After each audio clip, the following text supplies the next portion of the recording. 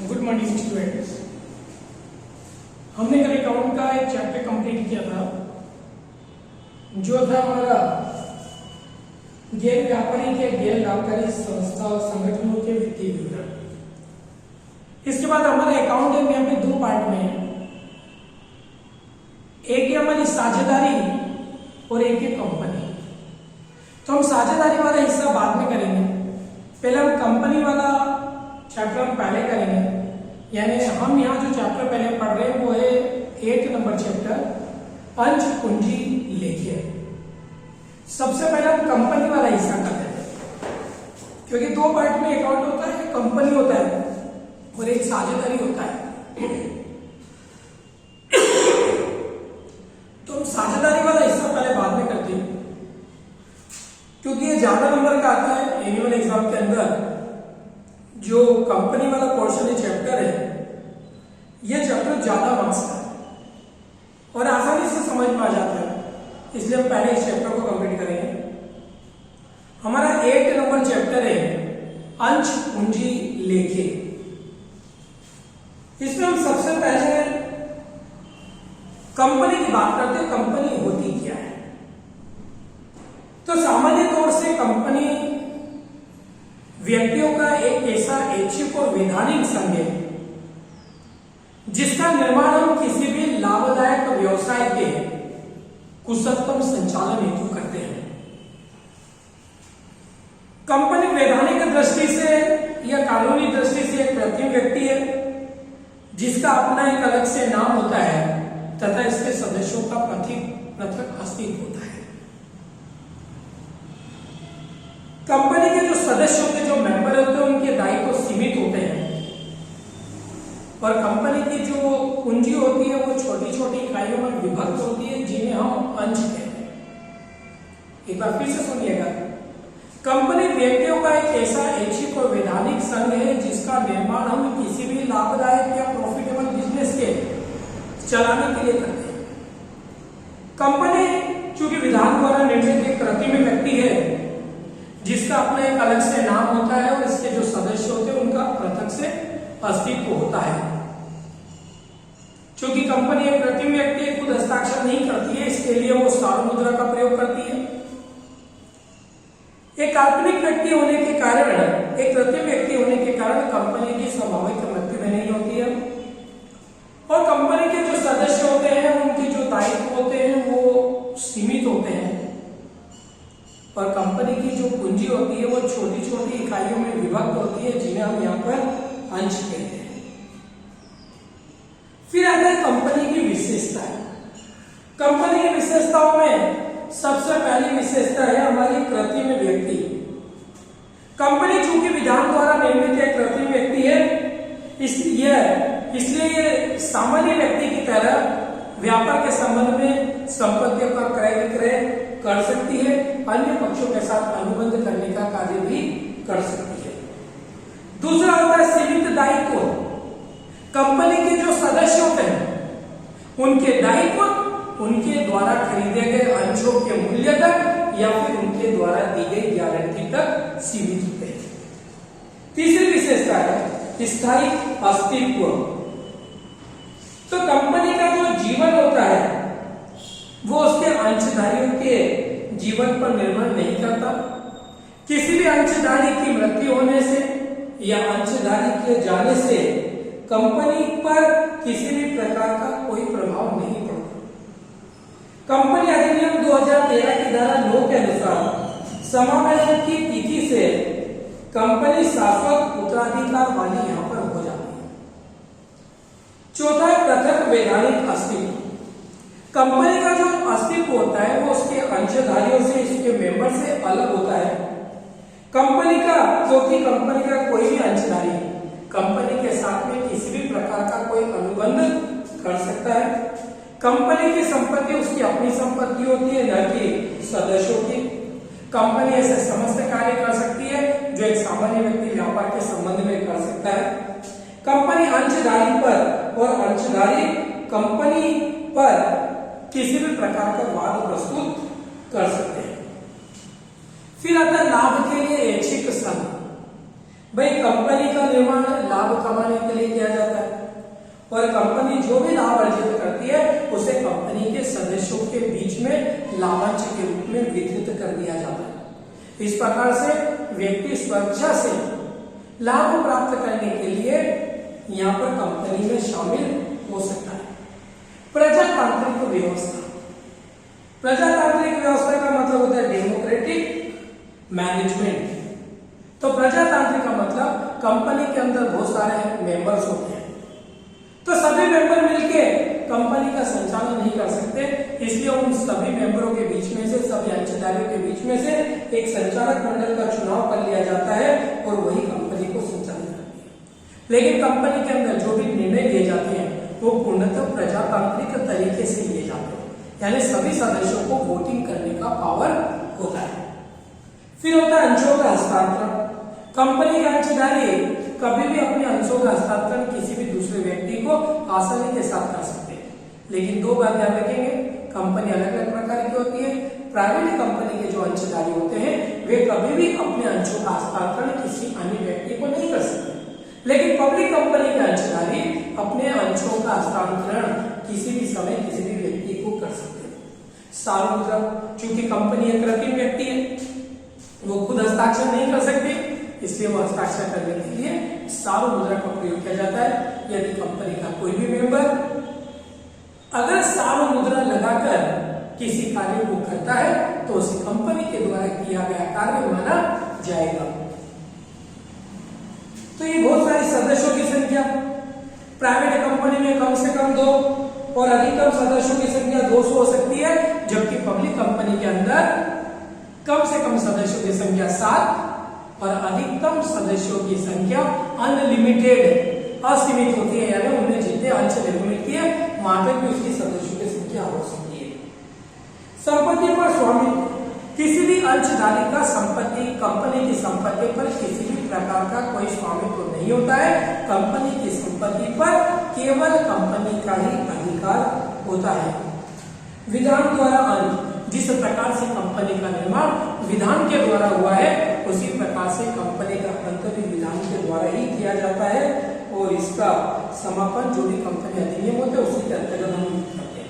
और कई बार इसके समापन के लिए हमें न्यायालय से भी अनुमति लेना पड़ती है। तो ये कंपनी की विशेषता थी जो आपको पढ़ना है। अब आता है कंपनी के प्रकार। अब कंपनी के प्रकार कई प्रकार के होते हैं।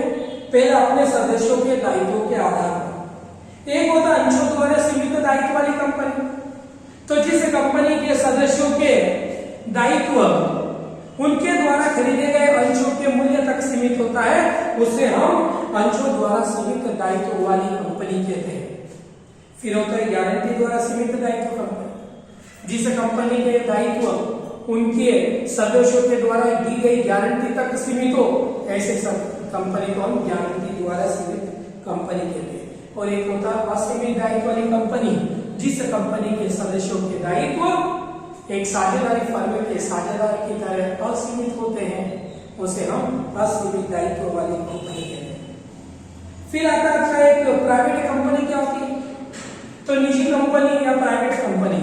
तो निजी कंपनी से तात्पर्य ऐसी कंपनी जिसके सदस्यों की संख्या कम से कम 2 और अधिकतम सदस्यों की संख्या 200 होती है, जो अपने सदस्यों पर अंशों के हस्तांतरण करने पर प्रतिबंध लगाती हो, वो ऐसी कंपनी यहाँ पर प्राइवेट कंपनी कहलाती है। और दूसरा है पब्लिक कंपनी। एक व्यक्ति कंपनी भी होता है, एक व्यक्ति कंपनी जिस कंपनी के अंदर केवल एक ही सदस्य हो, ऐसी कंपनी एक व्यक्ति कंपनी कहलाती है। फिर होता पब्लिक कंपनी यानी कि सार्वजनिक कंपनी। तो सार्वजनिक कंपनी से तात्पर्य ऐसी कंपनी जिसके सदस्यों की संख्या कम से कम 7 और अधिकतम सदस्यों की संख्या उनके द्वारा निर्गमित किए गए अंशों की संख्या के बराबर तक हो सकती है, असीमित हो सकती है, उसे हम पब्लिक कंपनी कहते हैं। जो अपने सदस्यों के अंशों के हस्तांतरण पर किसी भी प्रकार का कोई प्रतिबंध नहीं लगाती, जो जनता को अंश खरीदने के लिए आमंत्रित कर सकती है, ऐसी कंपनी यहाँ पर पब्लिक कंपनी कहलाती है। तो ये कंपनियों में कुछ कंपनी और भी होती है, जैसे सूत्रधारी कंपनी। तो ऐसी कंपनी जिसने किसी अन्य कंपनी के आधे से अधिक अंश अंश खरीद लिए हो, ऐसी कंपनी सूत्रधारी कंपनी कहलाती है। और इस सूत्रधारी कंपनी ने जिस कंपनी के आधे से ज्यादा अंश खरीद लिए हैं उसको हम सहायक कंपनी यानी सब्सिडरी कंपनी कहते हैं। दो कंपनी और बता रहा हूं, एक देशी कंपनी होती है और एक विदेशी कंपनी होती है। तो देशी कंपनी से तात्पर्य ऐसी कंपनी जिस कंपनी का रजिस्ट्रेशन या पंजीयन भारत के अंदर या भारत में जो अधिनियम चल रहा है उस कंपनी अधिनियम के अंतर्गत हुआ है, इसके पूर्व के किसी कंपनी अधिनियम के अंतर्गत हुआ है, ऐसी कंपनी देशी कंपनी कहलाती है। और विदेशी कंपनी से तात्पर्य ऐसी कंपनी जिस कंपनी का रजिस्ट्रेशन या पंजीयन भारत के बाहर किसी अन्य देश में हुआ हो, ऐसी कंपनी यहाँ पर विदेशी कंपनी कहलाती है। दो कंपनी और बता रहा हूं, एक चार्टर कंपनी और एक वैधानिक कंपनी, और एक कंपनी अधिनियम के द्वारा निर्मित कंपनी। पहले चार्टर कंपनी की बात करते हैं। चार्टर कंपनी से तात्पर्य ऐसी कंपनी जहां किसी देश के राजा या रानी की आज्ञा से जिस कंपनी का निर्माण होता है, ऐसी कंपनी को हम चार्टर कंपनी कहते हैं। भारत में ईस्ट इंडिया कंपनी जो आई थी वो इसी का एक उदाहरण है। और वैधानिक कंपनी से तात्पर्य ऐसी कंपनी जो संसद में किसी विशेष अधिनियम को पारित करके जिस कंपनी का निर्माण किया जाए उसे हम यहाँ पर वैधानिक कंपनी का नाम दे सकते हैं भारतीय state bank of India, reserve bank of India, इसी का उदाहरण है। और एक कंपनी अधिनियम द्वारा निर्मित कंपनी तो जिस कंपनी का निर्माण भारतीय कंपनी अधिनियम 2013 या 1956 या इसके पूर्व की किसी कंपनी अधिनियम के अंतर्गत होता है, ऐसी कंपनी अधिनियम के द्वारा निर्मित कंपनी यहाँ पर मानी जाती है। तो मैंने कंपनी के प्रकार भी आपको बताया, इसके अंदर डिफरेंस आपको याद है। अब कंपनी का निर्माण कैसे होता है? कंपनी का निर्माण करने के लिए यहाँ पे तीन अवस्थाएं दे रखी है।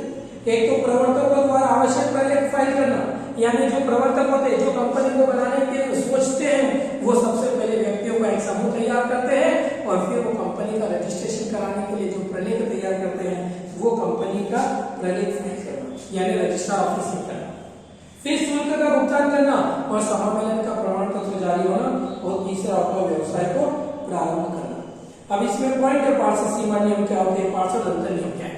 तो पार्षद सीमा नियम से तात्पर्य है ऐसा नियम जिसमें हम कंपनी के अधिकार, कंपनी के कर्तव्य, कंपनी के दायित्वों का उल्लेख होता है। कंपनी का नाम क्या होगा, कंपनी किन चीजों का व्यापार करेगी, कंपनी का क्षेत्र कहां तक होगा व्यापार करने का, कंपनी के आवश्यक सभी कंपनी को संचालित करने संबंधित जितने भी रूल्स होते हैं जिस जहां पर लिखे जाते हैं वो पार्षद सीमा नियम होता है। ये कंपनी का महत्वपूर्ण प्रलेख। और दूसरा होता है पार्षद अंतर नियम, आर्टिकल ऑफ एसोसिएशन। ये कंपनी का दूसरा महत्वपूर्ण प्रलेख होता है जिसमें कंपनी के जो सदस्य होते हैं, कौन सदस्य होगा, सदस्यों के नाम और पते लिखे जाते हैं, सदस्यों के क्या अधिकार होते हैं, सदस्यों के क्या दायित्व होंगे, क्या कर्तव्य होंगे, इन सब का वर्णन जिस अधिनियम अंतर नियम में लिखा जाएगा वो पार्षद अंतर नियम होता है। संचालकों की सूची, कंपनी के अंदर जो संचालक बनेंगे, जो डायरेक्टर बनेंगे, उनकी एक सूची तैयार करेंगे, उनके नाम क्या होगा, उनका पता क्या होगा, उनके मोबाइल नंबर क्या होते हैं, वो सब बातें यहाँ पर तैयार की जाती है। संचालकों की लिखित सहमति लेना होती है, फिर रजिस्टर्ड कार्यालय में पते की सूचना दी जाती है और वैधानिक घोषणा की जाती है। ये जब भी हम कंपनी का निर्माण करते हैं तो सबसे पहले कंपनी की मेन प्रथम अवस्था होती है। फिर शुल्क का भुगतान करना और समामेलन का प्रमाण पत्र जारी होना, ये सेकंड स्टेप होती है। और तीसरी स्टेप होती है व्यापार प्रारंभ करने की अवस्था। सबसे पहले प्रोस्पेक्टस जो कंपनी रजिस्ट्रार कार्यालय में फाइल करेंगे, उसके अंदर कितने सदस्य होंगे, ये सब चीजें यहाँ पर लिखी जाएगी। इसके बाद अपन पढ़ेंगे यहाँ पर। अब बात करते हैं मेन जो सवाल की आती है, कंपनी की पूंजी जो होती है वो छोटी छोटी इकाइयों में विभक्त होती है जिन्हें हम अंश कहते हैं। अंश मतलब शेयर। ये भी दो प्रकार के होते हैं, एक पूर्वाधिकार अंश होता है और दूसरा होता है समतांश। तो पूर्वाधिकार अंश वे अंश होते हैं जिन्हें प्रतिवर्ष एक निश्चित दर से लाभांश प्राप्त करने तथा कंपनी के समापन की दशा में जिन्हें पूंजी की वापसी का पूर्वाधिकार प्राप्त होता है, उन्हें हम यहाँ पर पूर्वाधिकार अंश कहते हैं। तो पूर्वाधिकार अंश से तात्पर्य एक बार फिर सुन लेना, पूर्वाधिकार अंश को एक निश्चित दर से लाभांश भुगतान किया जाता है कंपनी के द्वारा और कंपनी के समापन की दशा में जिन्हें सबसे पहले पूंजी की वापसी की जाए, ऐसे अंश पूर्वाधिकार अंश कहलाते हैं। और दूसरे अंश होते हैं समता अंश, यानी वे अंश जो पूर्वाधिकार अंश नहीं है, यानी जिन्हें प्रतिवर्ष एक निश्चित दर से लाभांश भुगतान भी नहीं करना है और कंपनी के समापन की दशा में सबसे पहले पूंजी का पुनर्भुगतान भी नहीं करना है। ऐसे आरक्षित संपदा अंश यहाँ पर कहलाते हैं। फिर पूर्वाधिकार अंशों के प्रकार आते हैं। पूर्वाधिकार अंशों के प्रकार कौन कौन से? संचय पूर्वाधिकार अंश, असंचय पूर्वाधिकार अंश, भागयुक्त पूर्वाधिकार अंश, अभागयुक्त पूर्वाधिकार अंश, परिवर्तनशील पूर्वाधिकार अंश, अपरिवर्तनशील पूर्वाधिकार अंश, शोध पूर्वाधिकार अंश और अशोध पूर्वाधिकार अंश। तो ये सारे आपके पूर्वाधिकार अंशों के प्रकार हैं। तो आज इतनी थ्योरी आप अच्छे से तैयार करें, तो उसके बाद हम अपनी थ्योरी अगली वीडियो में और फिर उसके बाद प्रैक्टिकल स्टार्ट करेंगे। ठीक है।